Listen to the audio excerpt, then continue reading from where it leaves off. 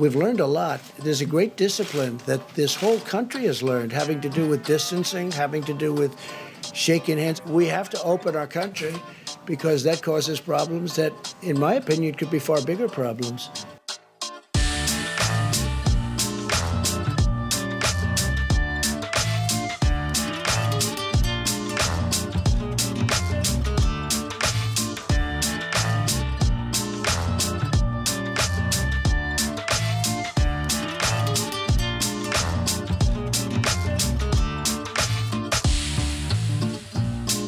We have a very active flu season, more active than most. It's looking like it's heading to 50,000 or more deaths, not cases, 50,000 deaths, which is, that's a lot.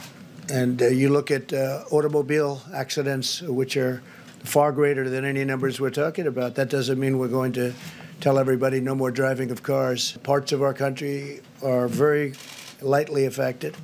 Very small numbers, and you look at Nebraska, you look at Idaho, you look at Iowa, you look at I could name many countries that are handling it very, very well and that are not affected to the same extent. You know, life is fragile and economies are fragile, but one of the things is the mortality rate, John.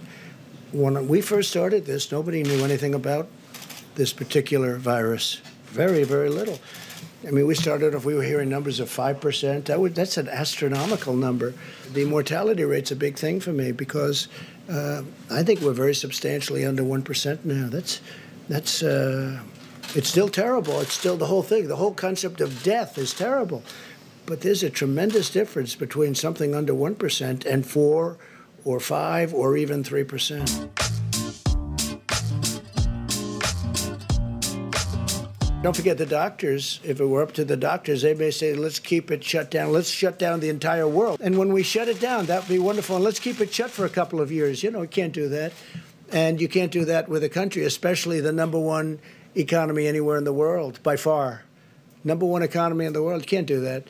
Does he agree with you about the need to reopen the economy soon? He doesn't not agree. I mean, we had a long talk, and he understands there's a tremendous cost to our country, both in terms of lives and in terms of economics and in terms of many, many years of rebuilding something that was a fine-tuned machine. Our country wasn't built to be shut down. This is not a country that was built for this. It was not built to be shut down.